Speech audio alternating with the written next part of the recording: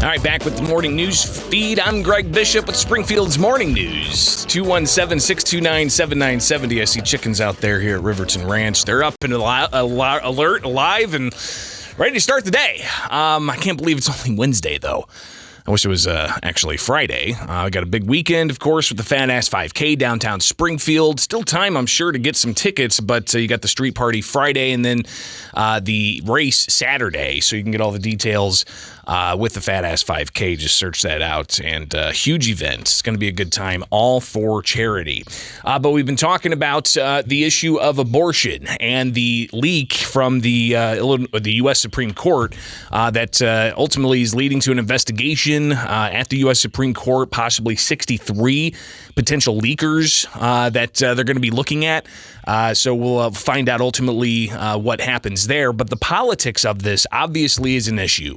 And it's something we're going to see heading into November, where you had Governor J.B. Pritzker yesterday essentially say that you can expect to see a more increased activity. You are going to see marches. You are going to see activism like you haven't seen for quite some time. And we saw some of that. Here's just a sampling of something in L.A. where police vehicles got hit with rocks, smashing some windows there.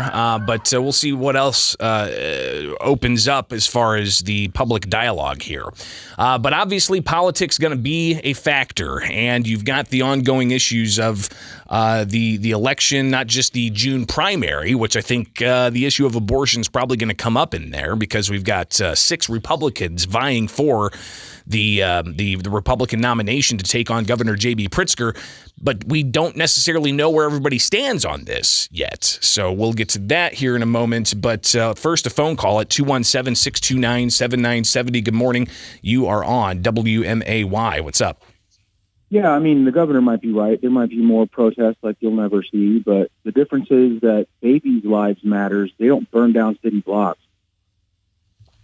Well, I appreciate the call, and I don't know if that's necessarily the best way to open up a civil discourse, but everybody's got their right to say what they want to say. Let's hear now what Governor J.B. Pritzker had to say on Monday evening on CNN, followed by Tuesday morning with a bunch of lawmakers. And you're also going to hear State Senator Darren Bailey, who's running to take on Pritzker, and entrepreneur Jesse Sullivan, another Republican that's in the mix looking to take on Governor J.B. Pritzker. Here is just some of what they had to say yesterday, and an interesting kind of dynamic here as far as how this is going to be politically messaged. Illinois is already an island in the Midwest that protects women and protects minority rights. But we've seen thousands of women here who've been left with no other choice than to cross state lines into Illinois to exercise their rights. You are going to see marches. You are going to see activism like you haven't seen for quite some time. Think January 20th of 2017. Think January 21st of 2017, the Women's March. That was an amazing sight. I think all of us who marched, all of us who care about women's rights are going to be out there marching, speaking out, making sure that the Supreme Court, as well as the Congress and voters all across this nation, know how we feel. Once Roe versus Wade is overturned and once abortion is made illegal, then we have to turn around. That's not where it stops. We've got to work together, the church and civic groups, and then provide the real solution of helping people be able to be, productive in life. Governor Pritzker and several high-ranking state legislators, Democrat legislators, met, to formulate a plan of what they're going to do if a Roe versus Wade's overturned. Well, see, they've already done it.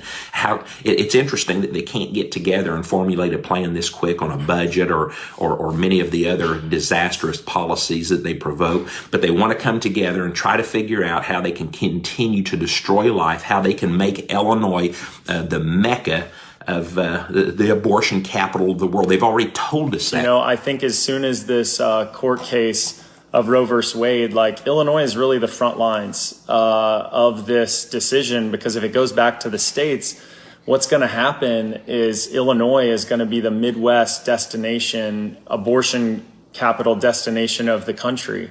And it's really going to be sad. And we want to live the pro-life values at every stage, So right now, it's late-term partial birth abortions here in Illinois. Our current governor, it is taxpayer-funded abortions. It is no parental notification. So even young teens who, might make that decision, 13 years old, it's really, not right. And we need a governor who's going to push back against it. And a lot of people will say, oh, well, you're hypocritical. You just want to change the law. Well, no, we need to make it easier for these young mothers to bravely choose life and to bring their children into the world. We need to make the adoption system easier. We need to make it more affordable for families who want to adopt. We also, need to make our DCFS system better for these foster children.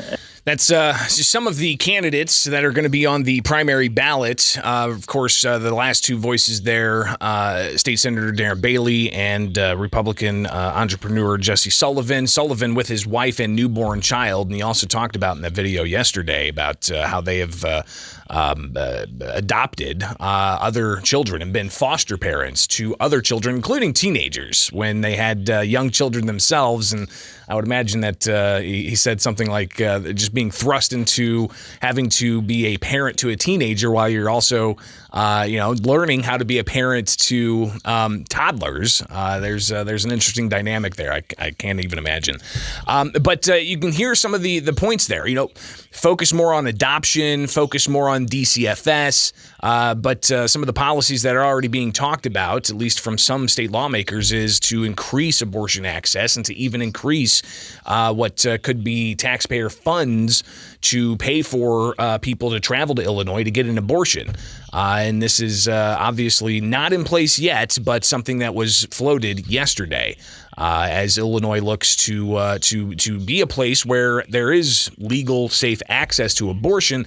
But how far is too far? I think that's going to be a point of consideration in the election.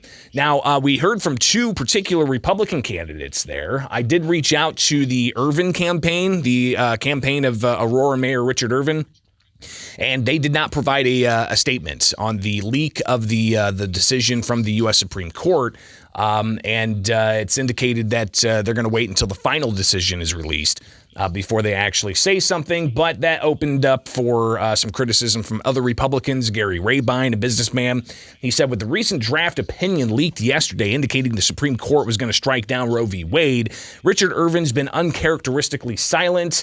And he went on to criticize him. Others, though, that are looking for the Republican nomination, State Senator Paul Schimpf and attorney Max Solomon. Solomon's website says that his campaign strongly oppose all bureaucratic mechanisms that remove parental consent and notification from daughters under 17 and the expansion of abortion access with taxpayer funding. So they oppose those things. Schimpf's website doesn't talk about abortion, but he did say recently that the culture needs to change to make abortion unthinkable. So those are just some of the statements that we're hearing from Republicans that are looking to take on Governor J.B. Pritzker at the November election. But Pritzker does face a primary challenge, and that's coming from Beverly Miles, a nurse who ultimately, is a U.S. Army veteran. She survived challenges, and she's going to be on the primary ballot challenging Pritzker. And she put out a statement that said, I believe as an adult woman, they should maintain the right to choose what's the best interest of her body, her lifestyle, and financial means. With this said, I believe the Supreme Court should keep this legislation intact and make access to abortion through all 50 states.